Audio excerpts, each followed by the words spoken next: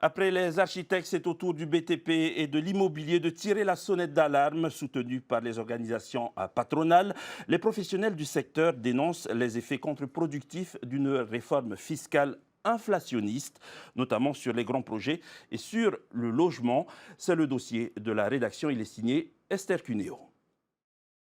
Il y avait le centre aquatique à Tounoa, l'Institut du cancer ou encore le lycée de Opunohu, soit près de 10 milliards de francs d'investissement lourds tombés à l'eau alors que les appels d'offres étaient lancés et les entreprises sur les rangs. À cela s'ajoutent les mesures de la réforme fiscale venues semer la panique dans l'immobilier et en bout de chaîne dans le BTP. Ce sont des signaux qui ne sont pas très bons pour le secteur du bâtiment. On craint très fortement un arrêt, voire un ralentissement de l'activité au second semestre de 2024. Pour ces chantiers publics, on craint des licenciements.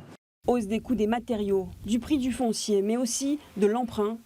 Dans un contexte déjà marqué par une forte inflation, les professionnels mettent en garde contre un coup d'arrêt sans précédent sur la production de logements neufs. La contribution de solidarité sur le patrimoine immobilier ou les 5 ans d'habitation principale pour les achats neufs cachent, selon eux, de nombreux effets pervers.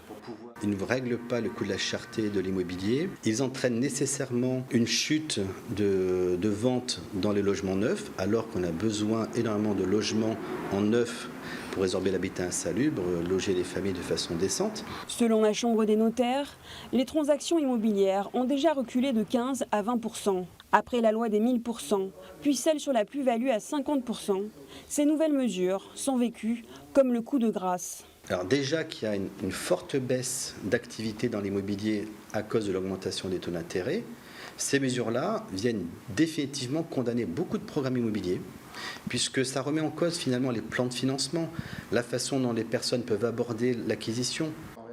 Même constat de cet agent immobilier. Les acquéreurs aujourd'hui sont plutôt dans une position d'attentisme et c'est dû notamment à la hausse très significative des taux d'intérêt.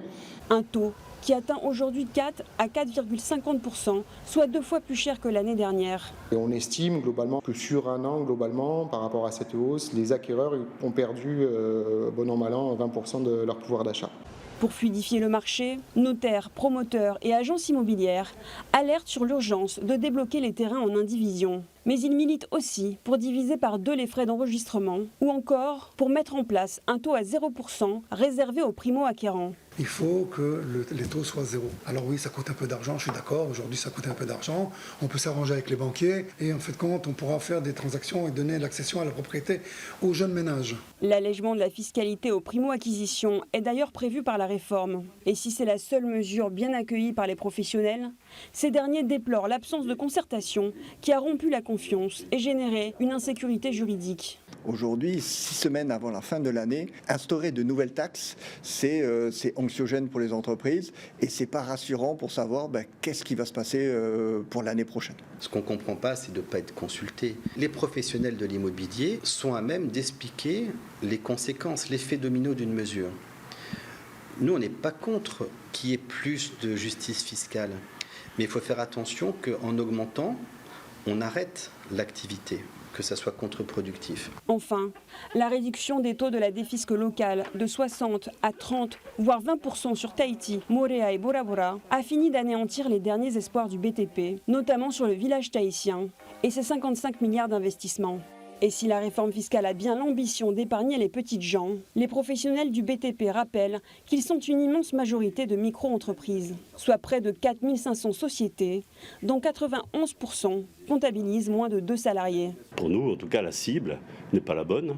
Aujourd'hui, l'activité qui est trop faible aujourd'hui en finance énormément.